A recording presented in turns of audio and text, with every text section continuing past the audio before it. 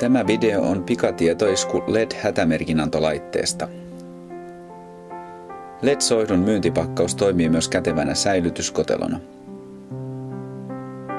Laite itse on hyvin yksinkertainen. Laitteen yläosassa on LEDillä toteutettu valaisin osa. Laitteen pohjassa on korkki, joka sulkee paristokotelon ja toimii laitteen käynnistimenä. Ontossa kahvaosassa on paikka 3 sormiparistolle. Paristojen asentamisen jälkeen laite on heti käyttövalmis. Laite käynnistetään kääntämällä pohjan korkkiosaa myötäpäivään. Laite sammutetaan kääntämällä korkkia vastapäivään.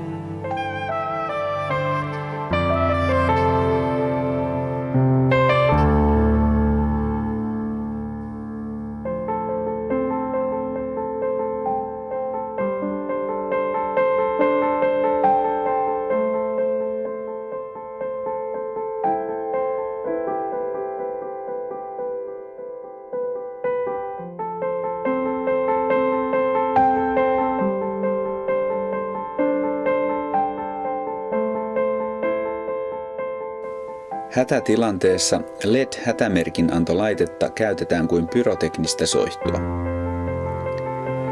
Koska kyseessä on elektroninen laite, ilman pyrotekniikkaa se on kuitenkin huomattavasti turvallisempi käyttää. Laitetta tulee käyttää vain hätätilanteessa ja käyttöohjeiden mukaan. Laite käynnistetään silmien tason yläpuolella. Käynnistettyä laitetta ei saa katsoa suoraan, sillä sen valo on erittäin kirkas. Laitteessa on 2 eri vaihetta, jotka toistuvat peräkkäin loputtomasti pattereiden kestoajan verran.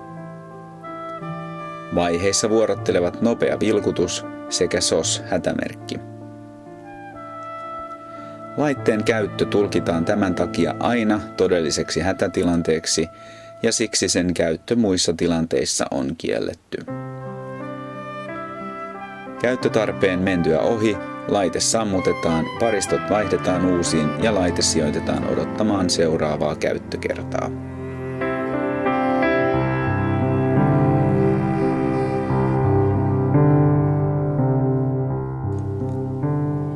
LED-hätämerkinantolaite ei ole kertakäyttöinen, kuten tavalliset soihdut.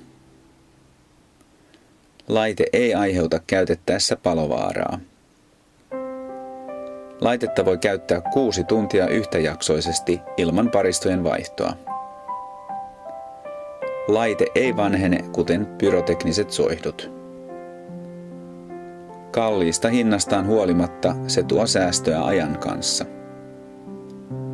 Laite korvaa osan Suomen Purjehdus- ja Veneilyliiton katsastusjärjestelmän hätämerkinantovälineistä.